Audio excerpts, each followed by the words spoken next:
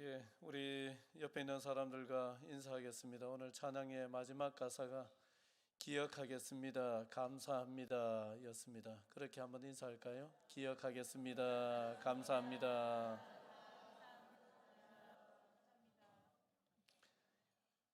예, 오래전 신문에 실린 어느 아버지의 글입니다. 들어보십시오. 29살에 14시간을 기다려서 자식의 울음소리를 들었다. 아내가 분만실에 들어가서 상고를 치르는데 나는 들어가지도 못하고 문 밖에서 14시간을 초조하게 기다린 끝에 아이의 울음소리를 들었는데 그때 그 기쁨은 뭐라 말로 할 수 없었다. 37에 아이가 초등학교에 들어갈 때 어린 녀석을 떼어놓는 것 같아 울컥하였다. 공부를 곧잘 하여 우등상장을 타왔을 때 그것을 액자에 넣어 방에 걸어놓고 쳐다볼 때마다 그렇게 행복해 했다. 48에 자식이 대학을 들어가느라 입학시험을 치르는 날 직장에 나가기는 했지만은 종일 일이 손에 잡히지 않고 초조했다. 53살 자식이 첫 월급을 타서 아버지 내일하며 사왔을 때 쓸데없는데 돈 썼다고 나무랐지만 밤이 늦도록 내일을 입어보고 또 입어보고 만져보면서 행복했었다. 딸이 시집을 가는 날 딸은 도둑놈 같은 사위 얼굴을 쳐다보며 한박 웃음을 짓고 있는데 나는 가장 소중한 것을 빼앗긴 마음으로 눈시울이 뜨거웠다. 딸 키우신 분들, 저는 딸을 안 키워봐서 모르겠습니다만 딸 키우신 분들은 공감이 가는 부분들이 있겠지요. 어느 아버지의 글이었습니다. 요즘에는 모르겠지만은 예전의 아버지들은 대체로 좀 무뚝뚝했습니다. 또 어떤 아버지들은 거칠기까지 했습니다. 표현 잘하는 사람도 있었겠지만은 대체로 아버지들은 표현을 못했죠. 좀 무섭고 그랬습니다. 그래서 어머니의 사랑은 강물 위에 넓게 흐르는 드러난 사랑이라고 한다면은 아버지의 사랑은 좀처럼 보이지 않는 강바닥으로 흐르는 사랑과 같다. 그렇게 표현을 할 수 있겠습니다. 아버지는 무뚝뚝하고 때로는 거칠지만은 그 아버지의 마음이나 또 어머니의 마음이나 부모 마음은 한결같이 누구 잘 되기를 바랍니까? 자식 잘 되기를 바랍니다. 거기에 무슨 조건이 있습니까? 나중에 한 10배는 받겠지 생각합니까? 그런 게 어디 있습니까? 아무런 조건 없습니다. 바라는 것도 없고요. 자식을 대할 때 부모의 마음은 그야말로 하나님의 마음 그 자체입니다. 우리 부모 된 사람들이 다른 데 가서는 그래 못하는데 자식 대할 때는 누구처럼 되느냐? 하나님처럼 됩니다. 참 희한합니다. 세상에서 하나님을 가장 많이 닮은 것이 있다면 바로 자식을 대할 때의 그 부모의 마음입니다. 오늘 어버이 주일 10계명의 제5계명 내 부모를 공경하라는 계명을 한번 생각을 해보겠습니다. 특별한 말씀 없습니다. 매년 어버이 주일이 있는데 매년 어떻게 특별하게 합니까? 또 어버이를 공경하는 게 무슨 특별한 게 있을 수도 없습니다.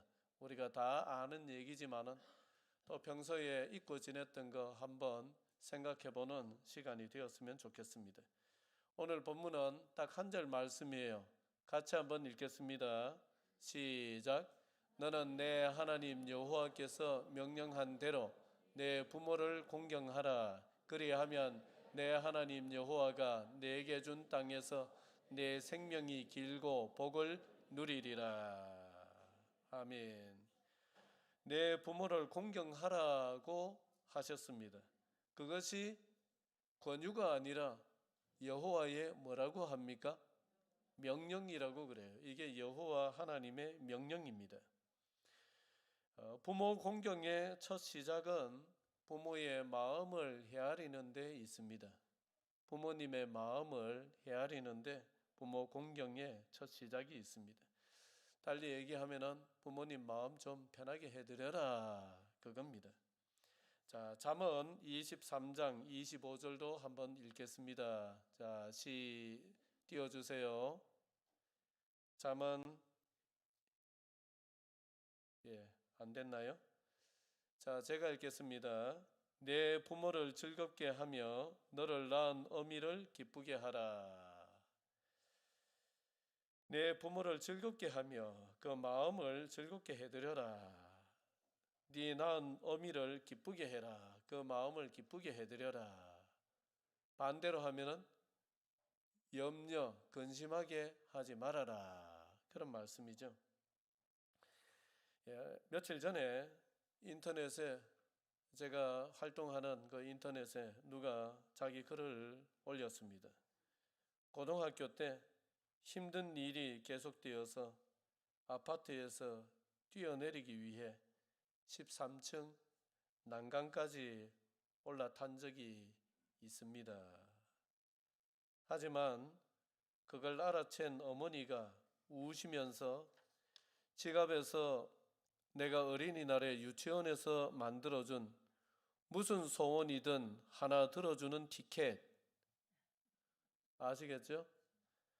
무슨 소원이든 하나 들어주는 티켓을 꺼내 드셨다. 둘이서 부둥켜 안고 울었는데 그 이후 죽고 싶다는 생각을 한 적은 없다.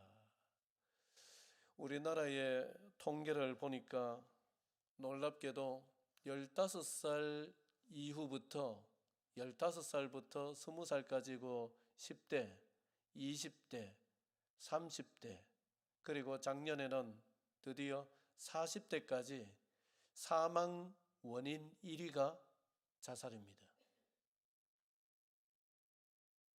안 놀라시네요. 사고로 죽거나 병으로 죽거나 그렇게 죽는 게 사망 원인 1위가 아니라 이미 15살 넘어서면은 우리나라의 사망 원인 1위가 자살이랍니다. 심각하죠? 여러분들 얼굴처럼 지금 심각한 문제입니다. 그만큼 스트레스가 많고 또 스트레스로 인해서 우울증이 많다 보니까 요즘에는 자살로 죽는 사람이 그렇게 많습니다. 40대는 자살로 죽는 퍼센테이지가 54%가 됩니다.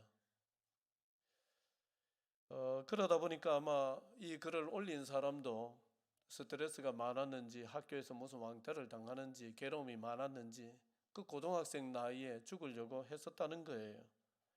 그런데 유치원 같은 데서 그런 행사 하거든요. 어린이날 되면은 그 부모님께 뭐 편지 쓰는 것도 있고 그 중에 이런 게 있어요. 어머니한테 쿠폰을 하나 드리는 거예요. 티켓을 하나 드리는 거예요. 어머니가 심부름 시키면은 심부름 들어주는 티켓, 쿠폰 뭐 이런 걸 만들어 가지고 어머니한테 드리는 게 있는데 아마 이 친구는 무슨 소원이든지 하나는 들어드립니다. 이런 티켓을 만들어 가지고 유치원 때 드린 게 있는데 그 엄마가 이 아이가 고등학생 될 때까지 그걸 어디에 넣고 다녔어요? 지갑에다가. 그러니까 한번 보고는 뭐 버릴 수도 있는데 그게 얼마나 고마웠던지 지갑에 넣고 다녔는데 이 아이가 자살하려고 뛰어내리려고 할 때에 그걸 꺼내든 거예요.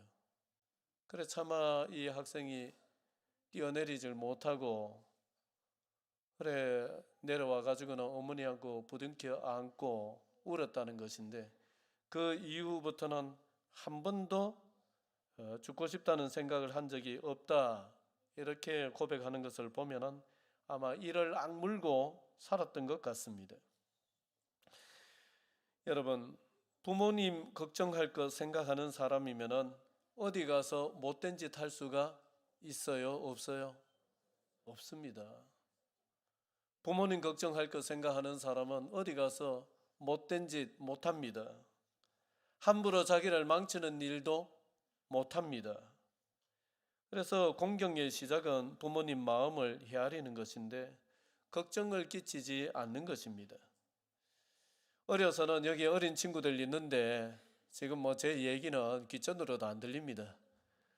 어린 친구들 있는데 어렸을 때는 우리 옛날에 어른들이 몸 다치지 말라고 그래요. 물론 뭐 자빠져서 무릎팍도 깰 수도 있고 하지만 크게 문제가 될 정도로 다치는 거 조심해야 됩니다. 다치면은 누가 걱정해요? 누가 걱정해요? 부모님 걱정해요. 부모님 어느 정도로 걱정하느냐? 자식이 팔이 부러지는 것보다도 누구 팔이 부러지면 더 좋겠다 그래요. 차라리 내 팔 부러지는 게 더 좋겠다 그래요. 그런 정도로 자녀들을 사랑하고 아끼는 것이 부모의 마음입니다. 그 마음을 헤아려 드리는 것입니다. 나이가 들어서는 큰 걱정거리 만들지 않는 것이 또 부모님 마음을 헤아려 드리는 것이죠. 설령 요즘에는 직장도 평생 직장 없고 직장도 변화무쌍합니다. 또 직장에서 또 일찍 나와야 되는 일이 있어서 명퇴를 하든지 이렇게 했다. 그렇더라도 가급적이면은 새로운 직장 구할 때까지는 부모님한테 알리지 마세요. 그런 것은 거짓말도 아닙니다. 여러분, 괜히 너무 사사건건 부모님한테 알렸다가 그거 전부 다 부모님 걱정거리 됩니다. 부모님은 어쩔 수가 없어요. 그래서 내가 해결할 수 있는 것이라면 다 해결을 하고 난 뒤에 말씀을 드리든지 말씀 안 드려도 되고요. 이미 컸으면은 내 일을 내가 알아서 하면 되는 것이고 자꾸 부모님한테 말씀을 드려서 신경 쓰도록 하고 그럴 필요가 전혀 없습니다. 무소식이 희소식입니다. 그저 나온 말이 아닙니다. 그리고 다 커서 부모님에게 요구를 한다든지 부탁을 한다든지 왜 안 들어주느냐 섭섭해한다든지 여러분 그럴 것도 없습니다. 같이 한번 해볼까요? 바보, 쪼다. 어렸을 적에 바보, 쪼다 이랬잖아요. 다 컸는데 나이가 훌쩍 됐는데 부모님에게 부탁을 한다든지 안 들어준다고 해서 서운해한다든지 바보 쪼답니다. 여러분 새가 다 크면은 어떻게 합니까? 어떻게 해요? 엄마 벌레 잡아줘 그럽니까? 지가 나가서 벌레 잡아 먹습니까?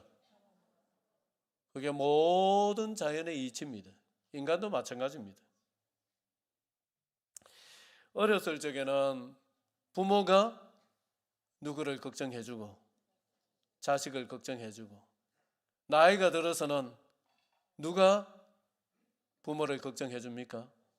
자식이 부모를 걱정해주고 열에 가는 게 맞습니다.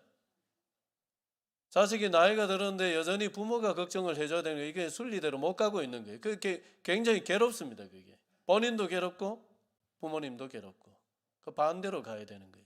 그 반대로 가려고 하는 것이 성장하는 것이고 성숙한 것입니다. 효도의 첫 출발은 달리 없습니다. 부모님 마음을 어떻게 해드리는 것이다. 편안히 해드리는 것입니다. 헤아려 드리는 것입니다. 그렇게 하시기를 주의 이름으로 축원드립니다. 내 부모를 공경하라 하셨는데 공경은 부모님 필요한 것을 또 챙겨드리는 것이 공경입니다. 디모데전서 5장 4절인데요. 한번 같이 읽겠습니다. 시작. 만일 어떤 과부에게 자녀나 손자들이 있거든 그들로 먼저 자기 집에서 효를 행하여 부모에게 보답하기를 배우게 하라. 이것이 하나님 앞에 받으실 만한 것이니라. 아멘. 이것은 이제 초대교회에는 어느 교회든지 구제하는 일을 아주 많이 했습니다. 초대교회에 이게 기본적인 필수 요소였습니다. 그래서 이제 구제를 하는데 가난한 사람은 이제 교회에서 구제를 해주고 양식을 나눠주고 하는데 만약에 그 집에 자녀나 손자, 손녀들이 있으면은 교회에 의지하지 말고 그 자식들이 가난하더라도 부모를 공양을 해라. 그런 말씀입니다. 부모를 공경하되 여기에는 무엇이 따라야 되는 거예요? 마음만 따르면 됩니까? 실제적인 물질의 공양이 따라야 됩니까? 1번입니까? 2번입니까? 2번입니다. 실제적인 물질의 공양이 따라야 된다는 거예요. 요즘에 전업주부는 들어보셨죠? 이제는 전업 남편도 있습니다.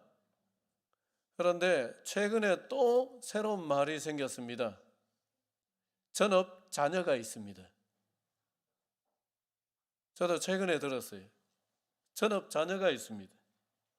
전업 자녀가 뭐냐? 나이가 제법 되었는데도 독립하지를 않고 부모한테 얹혀 사는 자녀를 전업 자녀라고 한답니다. 경제가 어려운 탓도 있겠습니다. 그런데 나이가 이제 스물이 훌쩍 넘고 서른이 되고 이래 됐으면은 어떻게 해서든지 누구 품을 떠나야 돼요? 부모 품을 떠나야 됩니다. 떠나야 됩니다. 부모님도 너무 감싸지 마시고 내보내야 됩니다. 둥지 밖으로. 새가 어떻게 해요? 자꾸 새 얘기를 해서 새가 기가 좀 가르쳤습니다만은 새들이 어떻게 합니까? 새끼가 좀 어느 정도 크면 어떻게 해요? 자꾸 감쌉니까? 둥지 밖으로 밀어냅니까? 밀어냅니다. 어떤 새는 떨어뜨립니다. 떨어뜨려가지고 자꾸 나는 연습을 시켜 안 나가려고 해도 그래 밀어내는 거예요. 부모님도 그래 하셔야 돼요. 자꾸 감싸면 안 됩니다.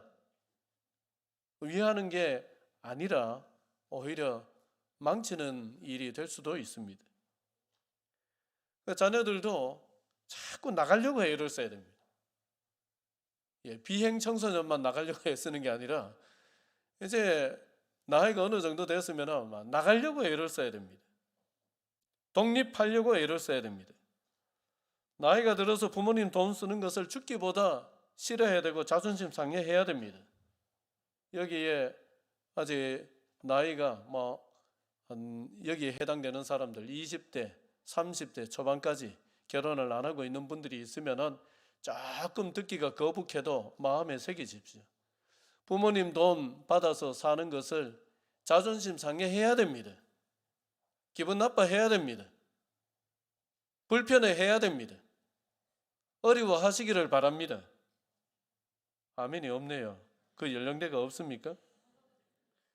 목표하는 바가 있으면 그 목표를 이루려고 꾸준히 공부하고 노력해야 되겠지만은 그래서 그걸 위해서 한시적으로 부모님 도움을 받을 수는 있겠지만은 그런 것 없이 그냥 무조건적으로 부모님 덕을 받으려고 하고 부모님의 도움을 받으려고 하는 것은 그건 생각부터가 잘못됐습니다.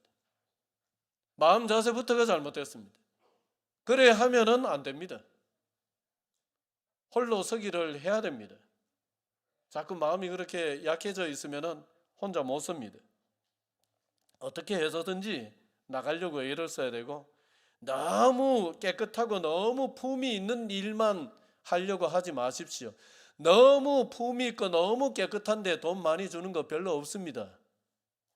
그 욕심이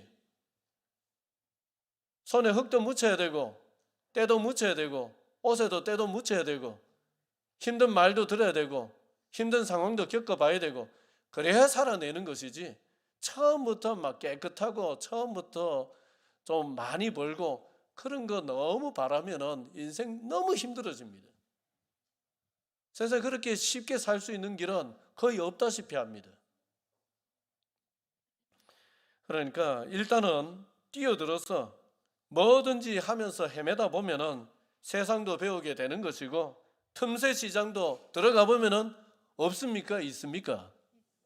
들어가 보면은 멀리서 볼 때는 모르는데 들어가서 거기서 막 뒹굴고 이래 살다 보면은 한 5년, 10년 지나면은 야, 이거 하면 되겠네 하고 틈새 시장이 보입니다. 그게 내 길이 될 수도 있어요. 생각지 않았던 그런 이제 인생의 성공을 거기서 맛볼 수도 있습니다. 그러니까 일단은 뛰어들어보고 부딪히고 그렇게 살아야 됩니다. 그리고 가능하다면은 청년 주거 신청 이런 거 해서 일단 부모님 곁을 떠나십시오. 부모님들 섭섭해하지 마세요. 자꾸 자식 떠나라고 하노. 떠나야 나중에 효도합니다. 나가면은 생활비 많이 드는데요. 그래도 나이가 됐으면은 나가는 것이 순리입니다. 이것은 자연의 순리고 인간 세상의 순리입니다. 그래야 독립이 되지, 편하다고 전업 자녀로 있으면은 독립이 안 됩니다. 그리고 독립도 하고 경제적인 자립도 한 사람들이라면은 부모님께 너무 거창한 것을 해드리려고 하지 마시고 작은 것부터 해드리세요. 작은 것부터. 큰 거 생각을 하다가 세월 다 놓칩니다. 작은 것부터 부모가 필요한 것을 헤아렸다가 챙겨드리고 하는 것이 부모 공경입니다. 제가 청년 때, 아직 결혼을 안 했을 때, 우리 둘째 형수가 어린 조카를 업고 집에 이제 가끔씩 다녀가셨습니다. 그 형수가 오면은 그 첫째 조카가 어렸는데 우리 형수도 아직 신혼 때였습니다. 나이가 얼마 안 됐습니다. 근데 오시면은 항상 집에 화장실 청소해 놓고 또 주방 또 한번 대청소 한번 해놓고 항상 그렇게 하고 가세요. 그리고 형수가 가고 나면은 꼭 못 보던 것들이 여기저기 보면 하나씩 보입니다. 화장실 들어가 보면 수건거리가 또 새 걸로 바뀌어져 있고, 비누가기 또 낡은 게 또 새 걸로 바뀌어져 있고, 그 다음에 싱크대에 보면은 또 거기에도 수세미가 낡은 거는 없어지고 새 수세미가 걸려 있고, 항상 그런 식이었습니다. 아주 큰 돈이 필요한 일이죠. 예? 어떻습니까? 너무 간단한 일이었습니다.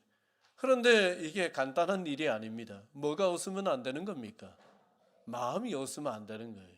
그래 항상 그래 살펴놨다가 어머님 집에 뭐가 지금 다 됐네, 떨어졌네. 그 다음에 올 때 항상 그거 기억하고 있다가 우리 집 앞에 슈퍼가 있으니 그거 들려서 사오는 거예요.